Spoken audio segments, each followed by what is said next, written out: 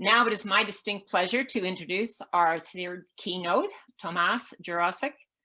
He is a member of the Blackfoot Confederacy from the Kainai Nation in southern Alberta.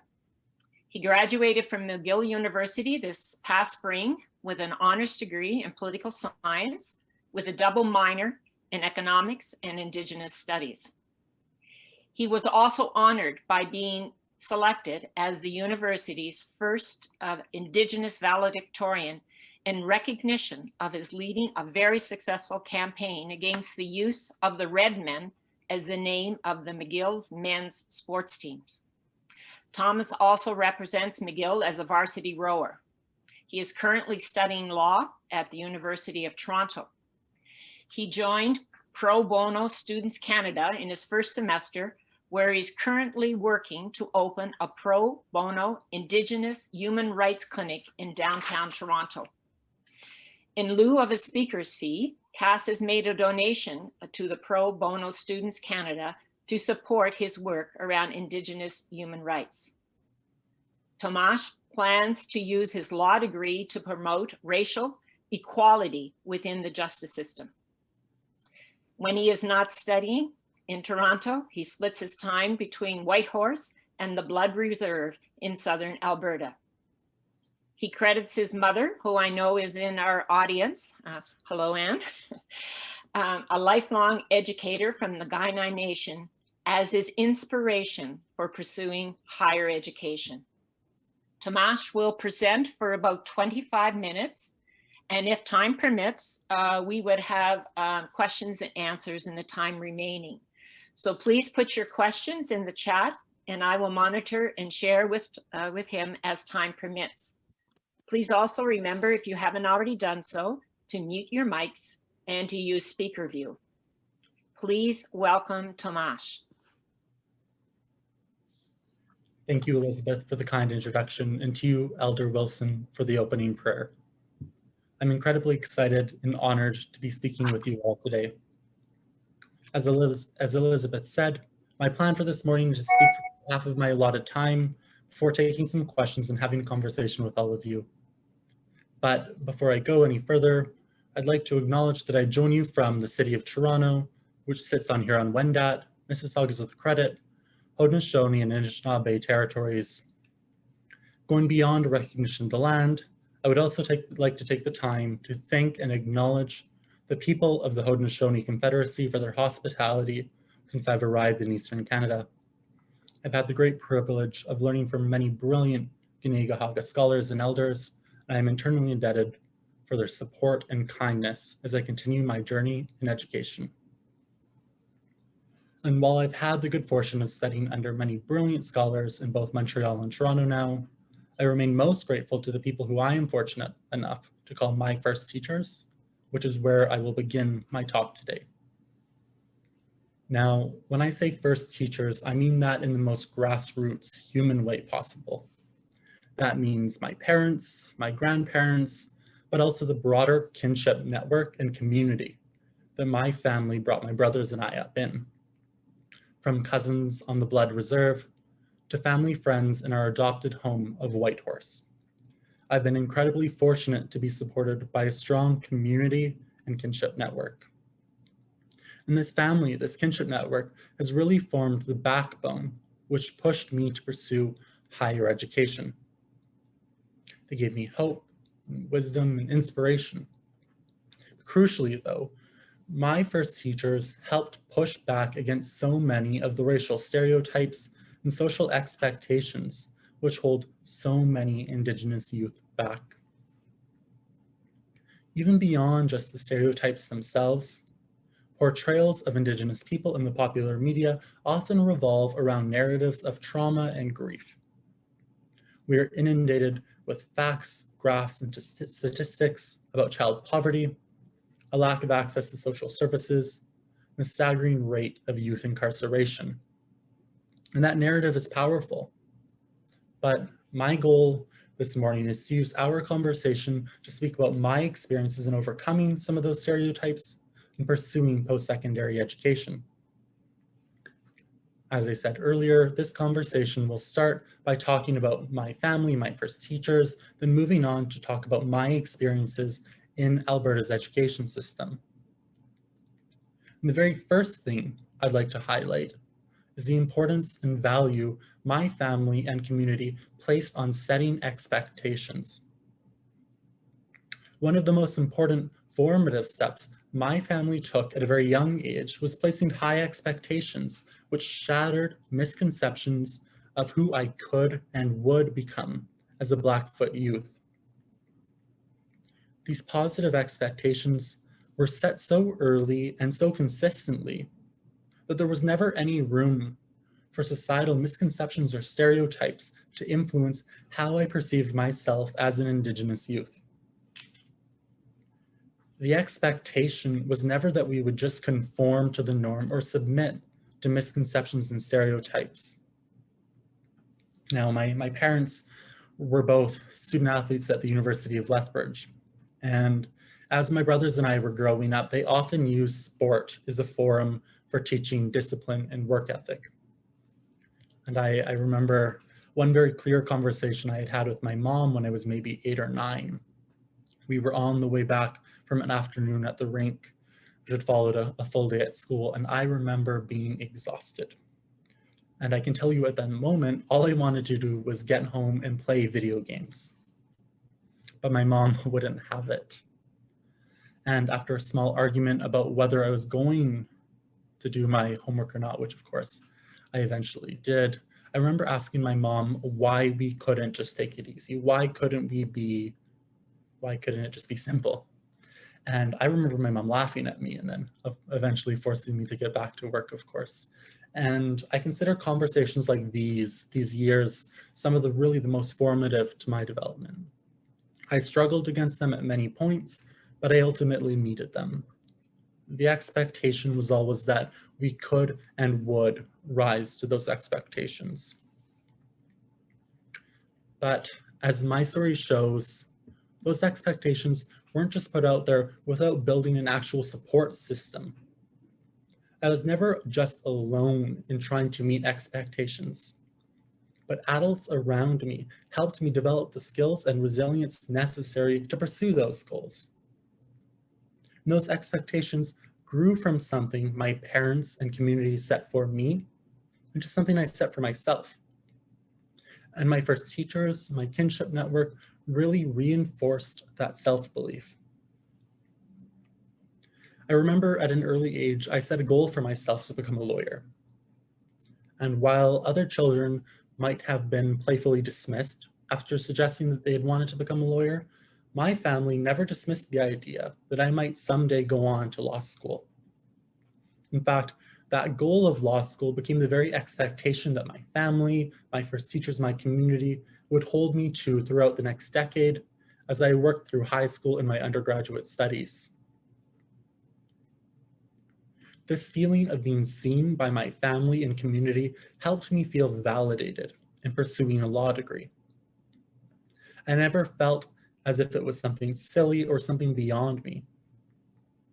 And this goal, this expectation, was so key in helping me make healthy life choices, which would always help me in moving me towards becoming a law student. From then on, it was always a series of small steps, small things I could do for myself to slowly move towards that ultimate goal of becoming a lawyer. To go back to something I touched on earlier, this expectation was key in overcoming societal tropes and problematic expectations of Indigenous youth. The expectation was not that we would go off and become doctors or engineers or lawyers. And that social expectation, this narrative, it takes root and it becomes an anchor on the aspirations of Indigenous youth. This narrative, no matter how abstract it seems at first, becomes something very real the more and more you listen to it. And that makes it all the more important to find the good and foster positive expectations for Indigenous youth. Something to look forward to, something to build to, rather than something to dread or something destructive. And of course, while I was lucky to have my family, this didn't mean that I wasn't also seeing the social and systemic barriers which limit Indigenous people from attaining higher education. Like many Native kids around me, I hadn't grown up seen Indigenous lawyers. In fact, none of my family had ever gone to law school, and there was very little understanding of what was required to go on to study in the field.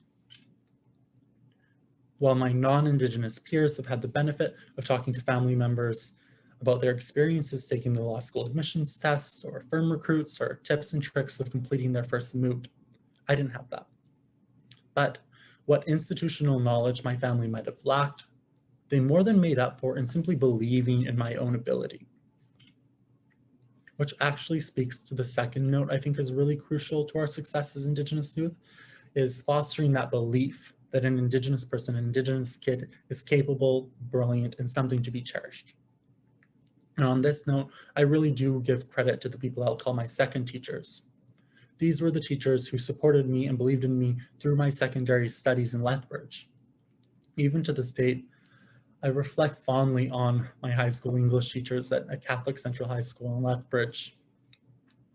These were teachers that both inspired me and made me feel seen.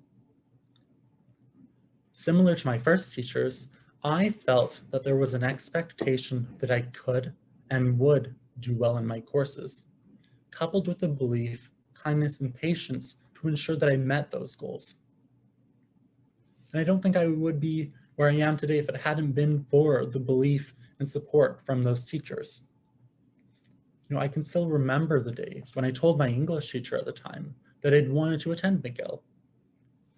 Again, rather than be met with dismissal or comments suggesting that I temper my expectations, these teachers helped me learn about grade requirements and write my admissions essays. Not only did these teachers believe in my personal ability, but they took the steps to foster my own confidence and skills which would be required for post-secondary success. But this is not a universal experience I had with teachers in high school. I remember one English teacher in particular who seemed to run in the exact opposite direction from these encounters that I'd had with the rest of the school. Rather than encourage and foster my own positive experiences that I had had at the school, this teacher often singled me out as the only Indigenous kid in the class. And it wasn't just a subjective feeling, but the teacher would make a note of my race whenever I would speak on an issue in class.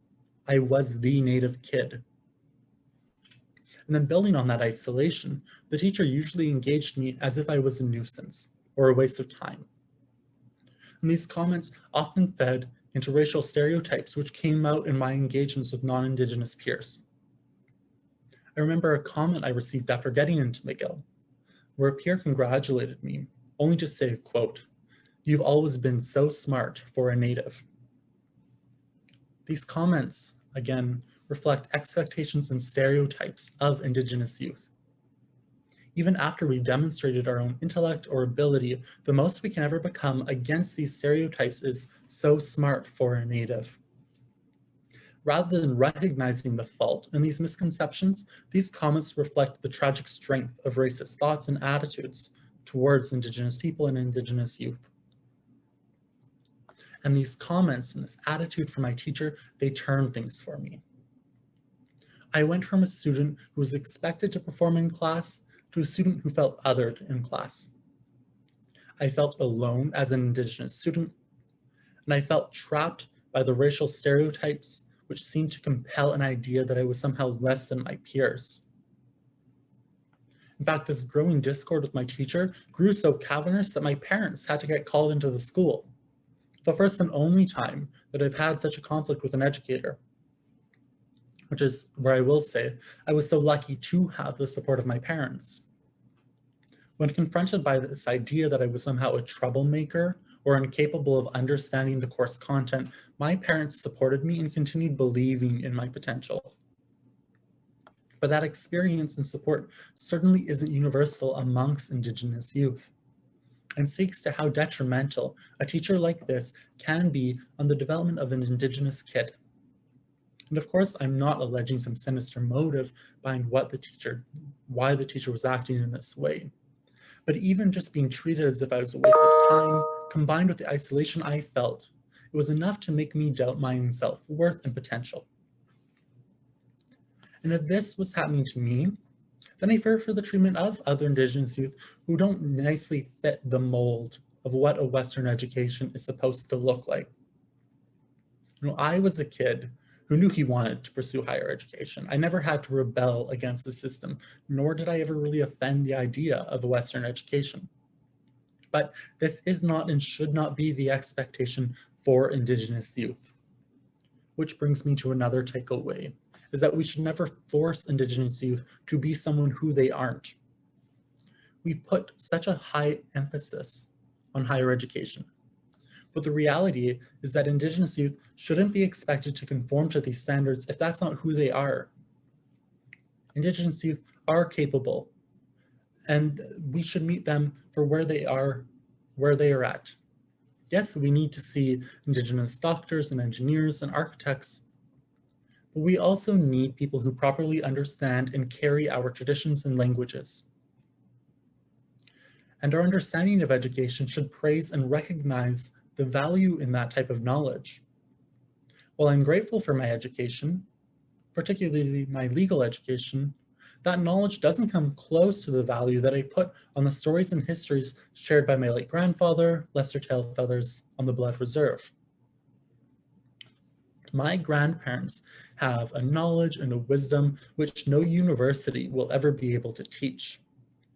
And our pursuit of a classic Western education can never be allowed to become so all-consuming that we forget the value of Indigenous knowledge or traditional pedagogies.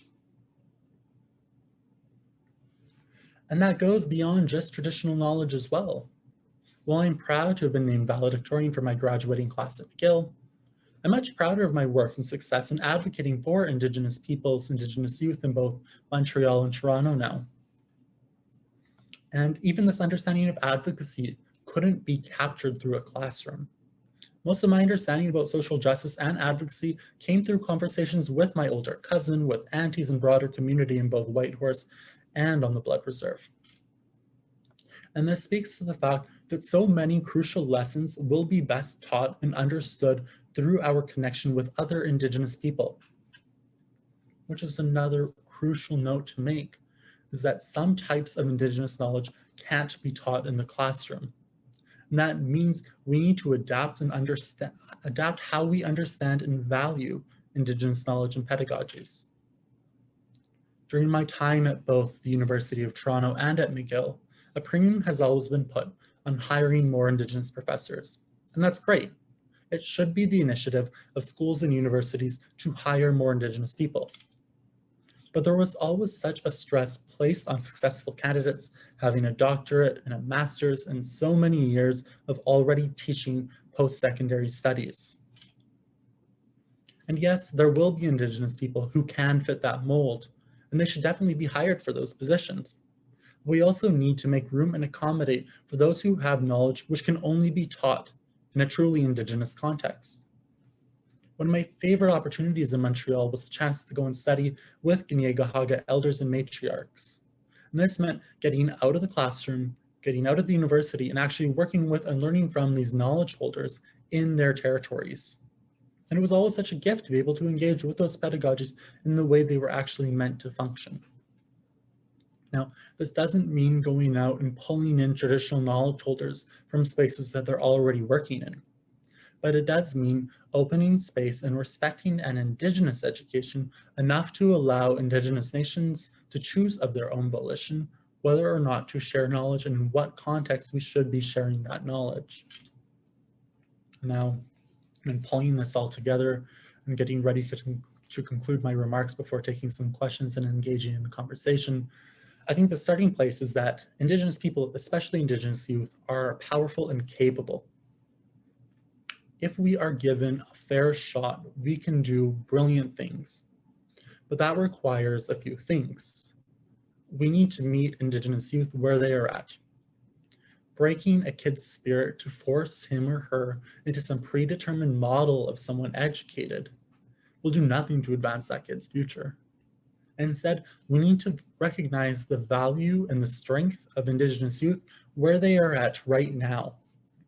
And from there, we should set positive expectations for what an Indigenous youth can achieve. We should cast off negative assumptions and stereotypes and recognize all the positive and incredible achievements that are possible. And following up on that, we need to foster positive support systems which support Indigenous youth in achieving those milestones. And again, those milestones will be met on their own terms.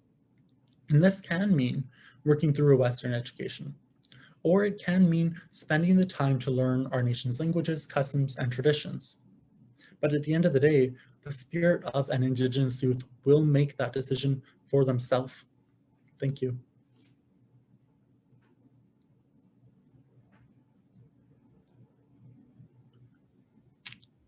Okay. I'm not seeing any questions right now in the chat room, but I have a couple of questions for you, Tomas. So you talked about your strength and the support that you got from kinship and in your own community, and you talked about the support that you got from some of your teachers. Unfortunately, not all of your teachers. So can you tell me, when you were going through that experience, what were you afraid of? I think partly I felt like my place in the school was undermined a little bit. At CCH, we had the advanced placement courses and then -1 and -2. And I felt like there weren't other Indigenous kids in my class, so I couldn't have those conversations. And of course, when I was at home, my parents understood what I was going through, my grandparents understood what I was going through. But in the school itself, I felt isolated in many ways.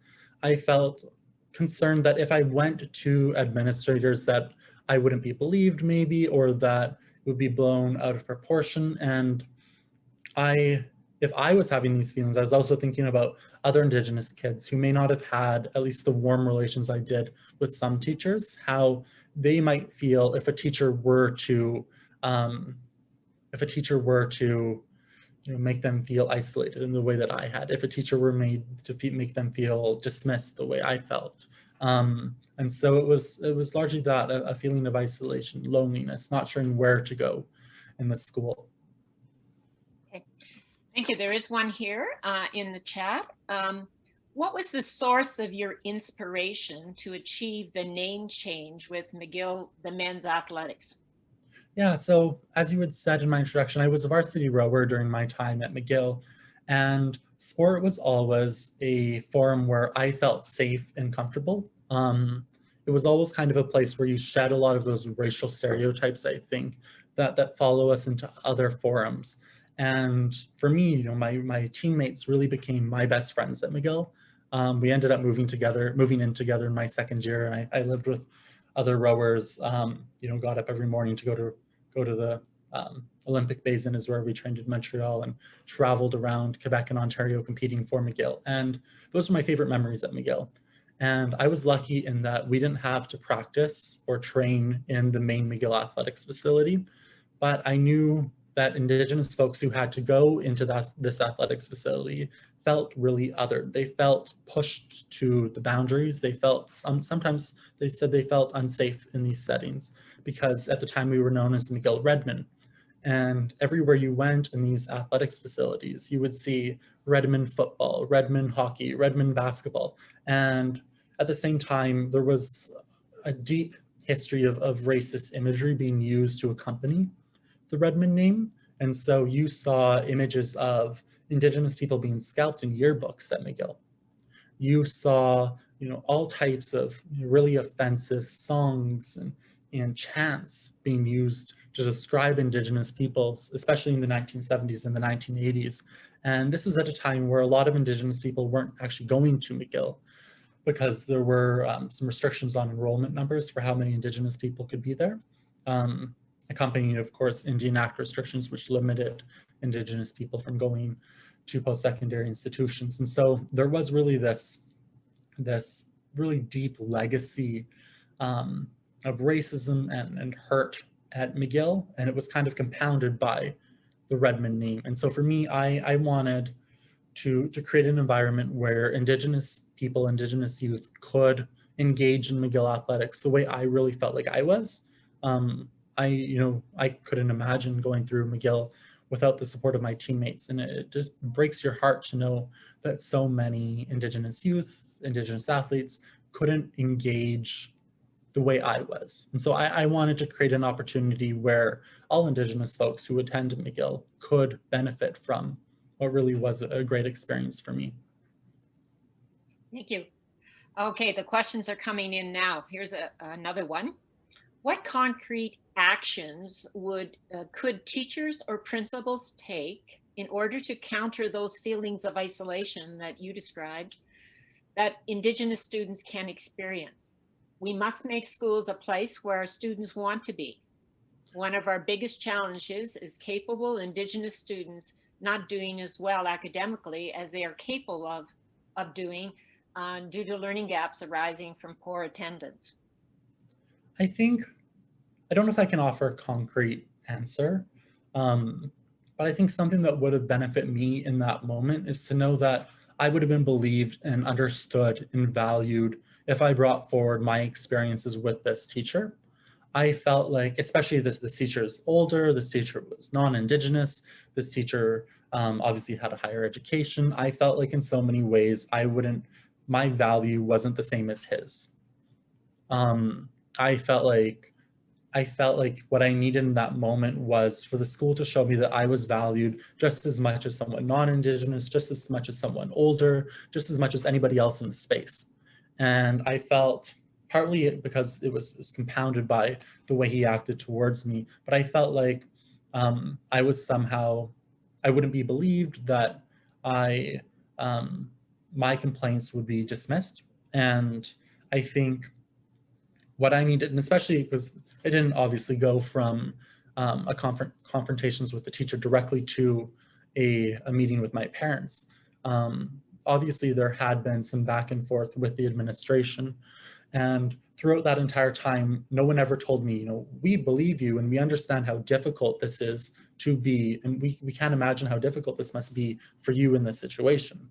No one ever reaffirmed that idea that I went in with, that I was capable, that I was smart, that I could understand this subject. And it was an English class, and that was always one of my favorite courses and something I took pride in.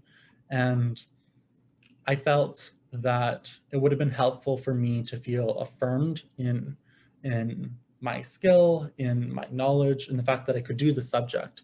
And no teacher ever really gave it to me when I felt like there was this confrontation between this non-Indigenous teacher and then myself as the only Indigenous kid in my class. I felt like everybody took the side of the non-Indigenous teacher, and believing that I was the troublemaker, that I was simply not smart enough to understand the content.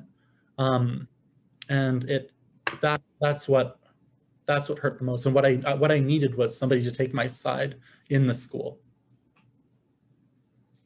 I want to read a comment to you in the chat room, because we've also heard this from Indigenous educators, and you spoke to that in your presentation. It says, "Thank you, Tomas. I have had several Indigenous educators share with me a similar feeling of being singled out as the only Indigenous person on staff, or that they have to work harder to prove themselves in the same way. I believe this is one reason why there is a challenge in retaining Indigenous educators." And here's a question that said, you mentioned having incredible family support. What advice would you give to educators who are working with youth that don't have that support and might have added peer pressure that reinforce misconceptions and lower expectations? Yeah, I think my family support was really key in overcoming that difficulty I had going back to these conversations with my teacher. And I think one of the first things that needs to happen is Indigenous youth can't have these negative experiences to start with, because like if I hadn't had that support, I don't think I would have recovered the same way in the school. It would have pushed me to the margins in a way that I think a lot of other kids already are at. And so I think the first thing is just limit the opportunity for those damaging comments from non-Indigenous teachers, non-Indigenous peers. Because as I said in my conversation, a lot of Indigenous youth won't have those support mechanisms to bounce back the way that I was lucky to. And then another way is, I think I still found community in my school, and I think it is still possible to build community with teachers and to have a support network with teachers. And so I think what's really key is just not allowing that relationship to become so poisoned to the point where Indigenous youth don't feel comfortable going to teachers because we are worried that they harbor some of those misconceptions or stereotypes. I think what's really necessary is right at the beginning of a relationship to make that Indigenous youth feel valued and safe. Of course, I don't know if there's any concrete suggestions that'll always hit the bullseye and make an Indigenous kid feel safe in a classroom. But I do know is that that can be, I think, one way of maybe supporting Indigenous youth who don't have that same relationship that I do with my family. Here's a question back to your experience at McGill. So what advice can you give school district leaders to consider name changes of schools in a good way? Yeah. The first is that one of the first questions I get asked is, does this just mean no Indigenous names? And that's wrong. I think there are ways to recognize that some names will honor Indigenous peoples. You know, we looked to UBC specifically, and they took the name Thunderbirds, and that was done after consultation with local nations. And so there are ways of making an Indigenous name work. So I think that's one way to caveat the question. I think another really important piece is that when these names are so derogatory, the school themselves will often become unsafe places. For me and other Indigenous students at McGill athletics became a space which wasn't safe, which wasn't comfortable, where we felt isolated. And lucky for us, the McGill Athletics building was separate from academic buildings. And so it didn't hit you or confront you the same way as you were going into academic settings on campus. But that being said, if a school has a name like Redmen or Indians or any of these other slurs, that would make me feel uncomfortable as an Indigenous kid, as an Indigenous youth. And that would make me want to avoid a school like that. Just to know that the institution itself shows such a lack of respect or a lack of understanding of Indigenous peoples that they will continue, I think, fostering and adopting a name which really ostracizes Indigenous folks. I think part of the challenge around these types of names that are slurs against Indigenous people, as you have shared, Tomas, is working with the community, the non-Indigenous community. So how did you work with the non-Indigenous community at McGill to help them understand what that felt like to be an Indigenous person and seeing that kind of slur in a name? I think the first thing I didn't approach it as if I was attacking anybody. I think we can attack the idea of the name without saying anything problematic or hurtful towards people who defend the name. I can understand the attachment to a sports team's name. You know, I compete for the university throughout my undergrad, and I was so proud to represent McGill. And I can understand the difficulty in letting go of that identity. But the way I approached it was as an education campaign, sharing the thoughts and experiences of Indigenous youth at McGill, and really communicating the hurt and pain that generations of Indigenous students at McGill had felt because of the name. And my hope going into this is that the administration and non-Indigenous peers, administrators, professors at McGill would understand that pain of Indigenous youth, that feeling that Indigenous students are so isolated that they won't compete for McGill, that should be more important than a mascot. That Indigenous people aren't going to the university because of this name. That should have been, in my opinion, the first consideration here. And I was hoping that non-Indigenous people would, and they eventually did, agree that those feelings are more important than holding on to this feeling of nostalgia and connection with the Redmen name. Thank you. So you may have heard in Alberta that we're going through a change in our curriculum. So here's a question. You spoke about the importance of having more Indigenous teachers, knowledge holders at schools, post-secondary and otherwise. What suggestions would you have or want to see in a new curriculum for Alberta? And this is in the K-12 curriculum. I think something that I would want to see is, when thinking about indigeneity and the histories of Indigenous peoples, not focusing so much on the trauma and difficulties that we face as a people, but recognizing the strength and power that so many Indigenous people have. To share a story briefly, my grandfather went to a residential school on the Blood Reserve, St. Paul's. It was an Anglican school, and my grandpa, I'm sure, saw so many horrific things, but he never allowed the trauma of the school to dominate our conversations. My grandpa, from the conversations I had with him about his time in the school, he often spoke about the strength of students, his resilience, finding jokes, finding the good in other Indigenous peers, other Blackfoot peers who were with him. And for me, I was raised in a way to recognize the strength that we have as Blackfoot people, the strength that my grandparents have, and that was always what defined my own understanding of being someone Blackfoot, is that we are resilient, that we have a great laugh, that we find the good, and those are the values and understandings that my grandparents really passed on, and I credit them for. And I think, and whenever we think about teaching about indigeneity, we need to promote the understanding that we were and are a proud people, that we have knowledge which is worthy of sharing, that we aren't characterized by the single narrative of trauma, but there is so much more here. The history is so much deeper, and there is something to be shared just beyond these negative experiences that we've had with colonialism. Thank you. Lots of positive comments in the chat, and I hope that you have an opportunity to read some of these. But here's another question for you, Tomas. What is one thing you wish your teachers knew or understood about being an Indigenous youth?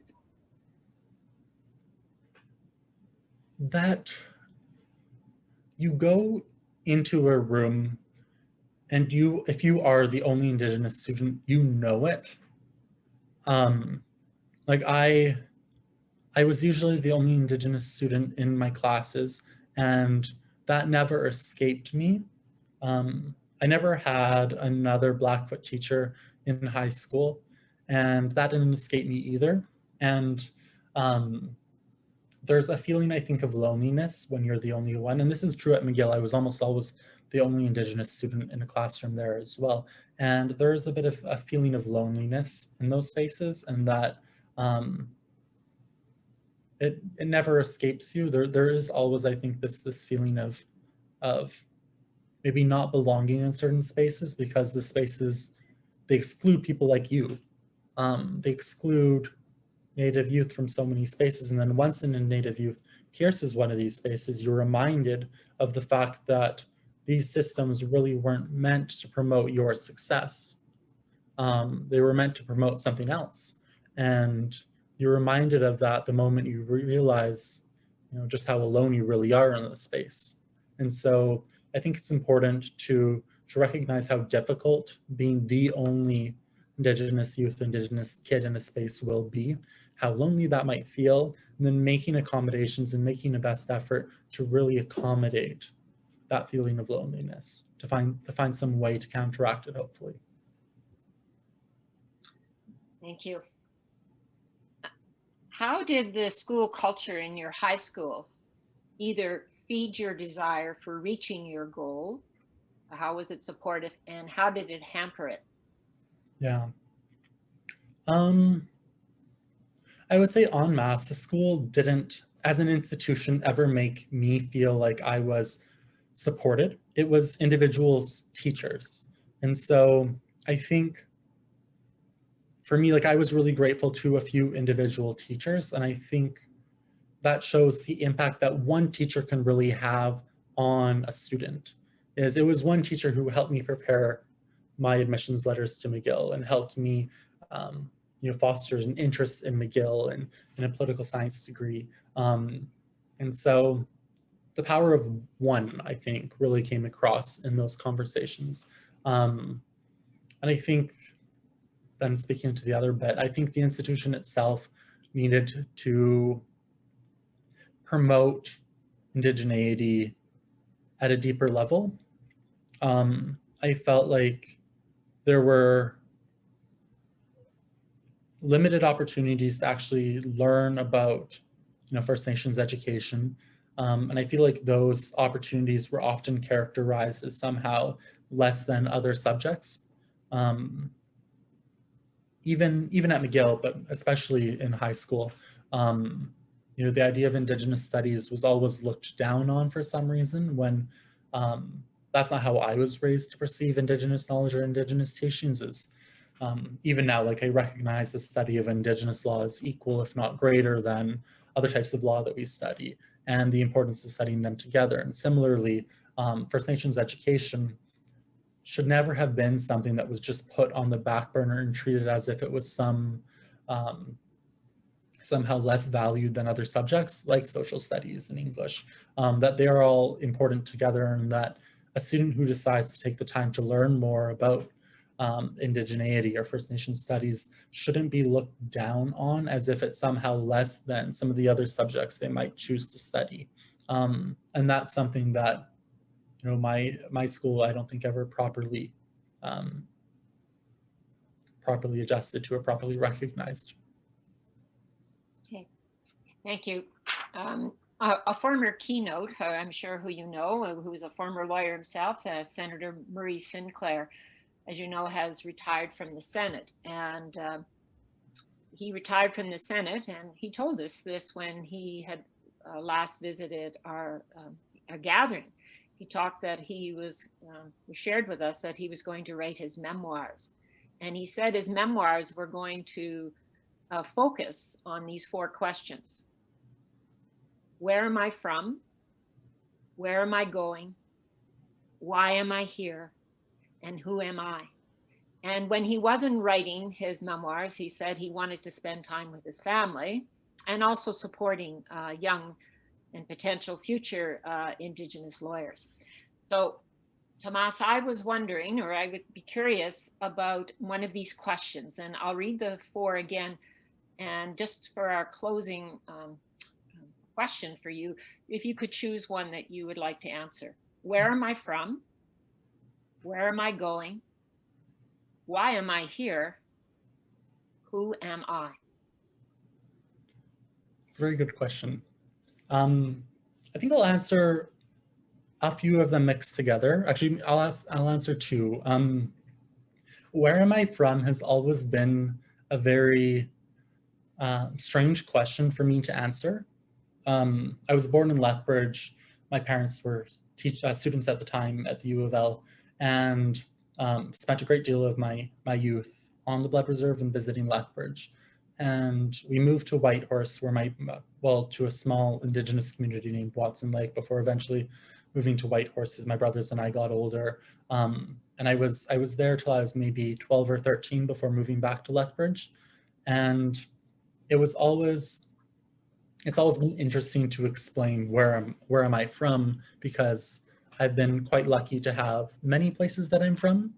You know, the way where my ancestors are from, on the Blood Reserve, where my grandparents live, where I was born and went to high school, but then also I think the place my parents decided to make home in Whitehorse, that's somewhere I think I'm from.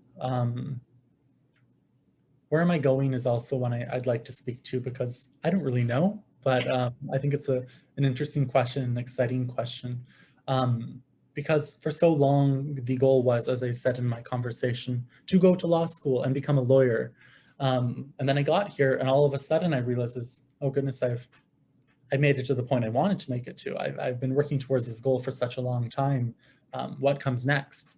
And that question of where am I going has become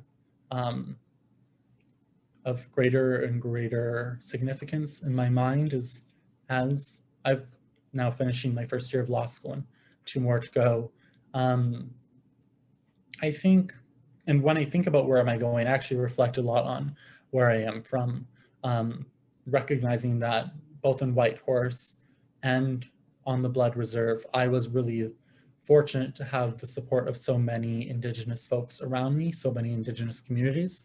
And I know at least I want to dedicate the practice of law to supporting Indigenous communities who have given so much to my legal education, to my education.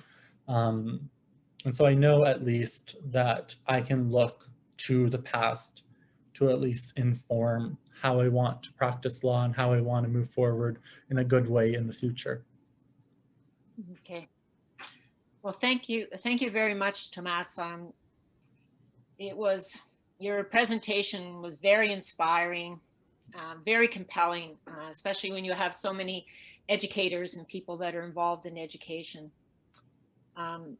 In our conversations, when we were talking about your keynote, I did mention, and I encourage any of the participants out there to follow Tomas's writing. You're a brilliant writer, and it's really exciting to read your writing in the Herald. So it was a very special for all of us today that you were able to take some time out from your busy studies. And it was a wonderful way for us to begin our day as we contemplate when going back to where we are and where we teach, and some of the words of advice that you've given us. Again, our focus for this conference was listening to the youth. And again, as all of us listen to you, we are reminded about how important that is to do that.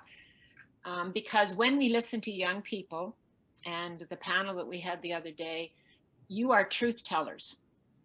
You're telling us the truth about your experience, and you've helped us to understand why we need to build a better world where we all have an equitable opportunity to belong, to contribute, to be who we are, and to be part of the community.